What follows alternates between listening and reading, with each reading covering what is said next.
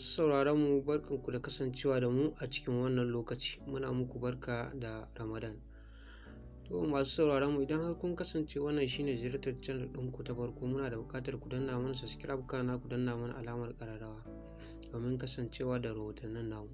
To masu sauraro, a yau muna ɗauke da rahotannin wasu jihohi guda 7 da aka ware a Najeriya don baiwa tallafin azumi. Bari mu je kai tsaye da shiga cikin labaran namu. Yayin da azumin watan Ramadan ke karatowa, jihohi 7 na tarayya sun yi kasafin kuɗi sama da naira biliyan 28 don ciyar da mazauna cikin wannan lokacin. Al'ummar da jihohin suka fitar da aminiya sun bayyana jihohin sun hada da Katsina, Sokoto, Kano, Jigawa, Kebbi, Neja da kuma Yobe. An tattara cewa wasu jihohi da dama, musamman a nan arewa, sun ware maƙudan kuɗaɗe daban-daban domin gudanar da aikin, amma sun ƙi bayyana haƙiƙan adadin yawan kuɗin da suka ware.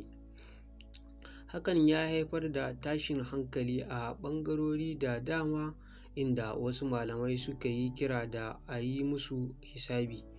Duba da irin maƙudan kuɗaɗen da aka ware, sun ce duk da cewa ba daidai ba ne a tallafa wa marasa galihu da abinci a watan Ramadan saboda ladan da ke cikinsa, amma duk da haka sun yi kira da a yi taka tsantsan game da yiwuwar cin zarafi.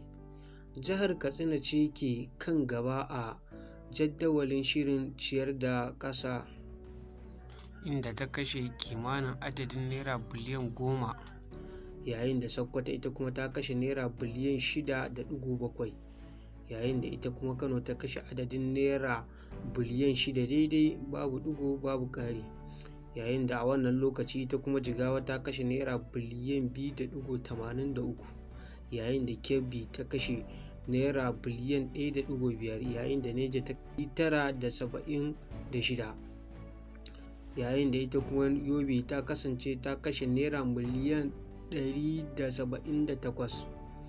Gwamna Dikko Umar Radda, wanda ya bayyana adadin kuɗin ciyarwar watan Ramadan a lokacin da yake ƙaddamar da kwamitin ɗin da zai sa ido a kan rabon hatsi da waɗanda suka amfana,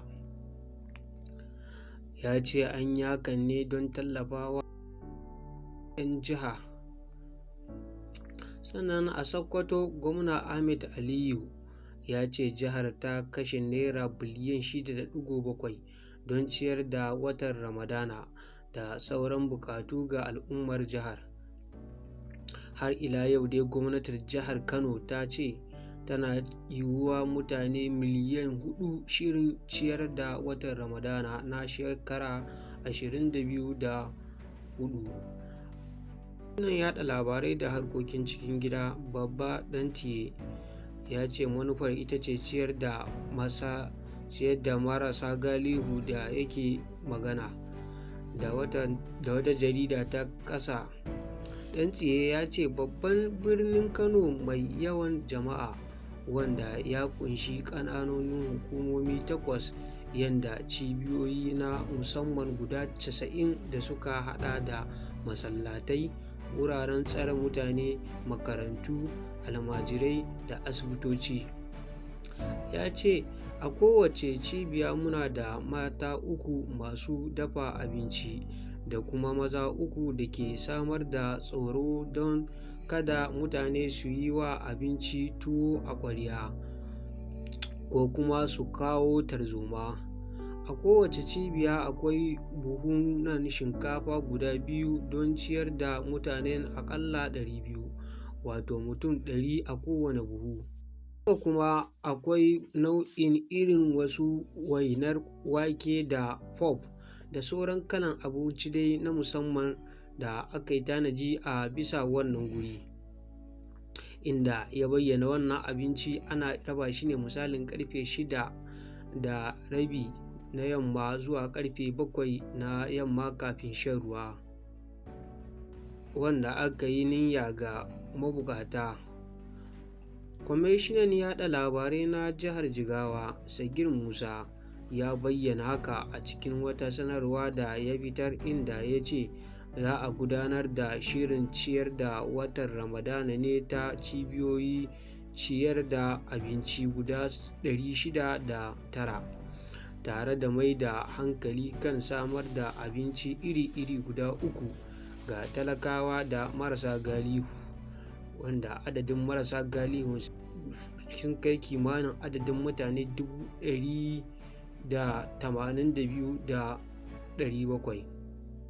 A kullum ya ce za a samar da cibiyoyin ciyar da abinci na musamman da za a kafa a kowace manyan makarantun jihar guda 10. Ya ce kusan marasa galihu miliyan 3.8 ne za su ci gajiyar shirin ciyar da abinci a dukkan lokacin nan na watan ramadana, inda ya bayyana bayan ga amincewa da kasafin naira biliyan 2.83 don ciyar da abinci ta musamman. Kina ya ce majalisar zartarwar jihar ta kuma ware naira biliyan 1.125 domin siyo ƙarin shinkafa da sufageti cikin gaggawa domin tabbatar da wadataccen abinci. Sannan haka ya kasance a jihar Kebbi, inda jihar Kebbi su ma suka ware naira biliyan 1.5 na shirin ciyar da watan ramadana. Za a raba a cibiyoyi ciyar da abinci 69 kamar yadda aka koya. Za a raba rabon masallatai 3 ne a kowace ƙaramar hukuma 21, kamar yadda mai ba gwamna shawara na musamman kan harkokin addini injiniya Imran Usman Abdullahi. Sannan haka bara mu je kai tsaye ga jihar Neja. Kwamishinan yaɗa labarai ta jihar Binta Mamman ta bayyana cewa naira biliyan 976 na ciyar da watan azumin Ramadan a masarautu 8 na jihar ya dace. Ta ce an sayo hatsi iri-iri domin rabawa dukkanin ƙananan hukumomi 25 da masarautu, malaman addini, jami'an tsaro da kuma jam'iyyun siyasa a jihar. Gwamnan jihar Yobe Mai Malam Buni ya kuma amince da kashe naira miliyan 187 don ciyar da marasa galihu da masu ƙaramin ƙarfi. Tsawon azumin watan Ramadana na bana a jihar, babban abin da ke gabatar da nasarar shirin, Malam Ahmad Abdullahi Malami a Bauchi, ya ce duk da cewa babu laifi wajen ciyar da jama'a, amma dole ne a jaddada batun ɗaukar matakin. Ciyar da mabukata al'ada ce karɓuwa a dukkan faɗin duniya, musamman a lokacin Ramadan. Hakika a wasu ƙasashe, ciki har da ƙasashen da babu musulunci, sun kasance suna yin wannan al'ada. Sukan ciyar da mutane daban-daban domin samun nasara a kodayaushe. Sun bayar da tikitin abinci ga marasa aikin yi a matsayin ma'auni na wucin gadi. Amma a Najeriya a kodayaushe muna da matsaloli da irin waɗannan tsare-tsare. Wasu suna amfani da shi don yin sata, wasu kuma suna samar da abinci mara kyau. Don haka ina so in ba da shawarar cewa gwamnoni su ji tsoron Allah, 'yan kwangila su ma su kasance sun ji tsoron Allah a wannan sabga. Sannan ina masu roƙon 'yan kwangila da kasance sun yi aikin da ya dace cikin wannan sabga.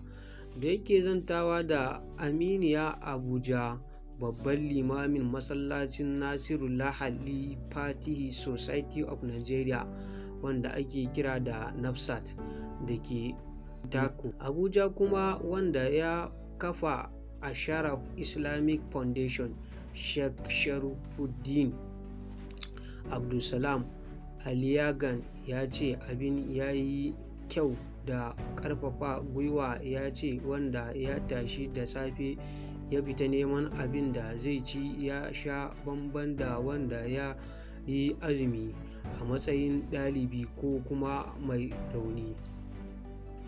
Don haka maimakon waɗannan mutanen su fara yin bara ko yin wani aiki mai cike da damuwa a cikin kwanakin Ramadan. Masu hannu da shuni waɗanda Allah ya albarkace su, ƙungiyoyi musulunci, daidaikun mutane nagari masu taimakon jama'a. Musulunci na iya taimakon waɗanda suka nuna buƙata ta hanyar ba su abinci da kuɗi da sauran kyaututtukan shari'a domin sauƙaƙawa musu azumi. Sannan Ali Gani ya kuma ce dubban mutane ne Nafsat da sauran ƙungiyoyin musulmi a faɗin ƙasar nan ke ciyar da su, musamman ɗalibai da sauran marasa galihu da ke ciyar da su, inda ya bayyana dole ne a tallafa don inganta azumin Ramadan cikin sauƙi. Aka tambaye shi domin gudanar da atisaye na iya taɓarɓarewa saboda cin hanci da rashawa. Fitaccen malamin ya ce hakan ba zai yiwu ba saboda ɗaukar wata Ramadan. Bayyana cewa yayin da ake sa ran waɗanda za a ce su sarrafa albarkatun za su kasance masu cancanta da tsoron Allah, ana kuma sa ran waɗanda za a ba amana za su so su amana ladan Allah ba a tsunduma cikin almubazzaranci ba na kuɗaɗen shirin ciyar da watan Ramadan ko wasu albarkatu. To masu sauraron mu, nan za mu tsaya da ƙarshen rahotannin namu, inda za mu kawo muku yadda wannan abu zai kasance a wannan lokaci. To masu sauraron mu, muna da buƙatar ku danna mana subscribe, kana ku danna mana alamar ƙararrawa domin kasancewa da rahotannin namu kai tsaye.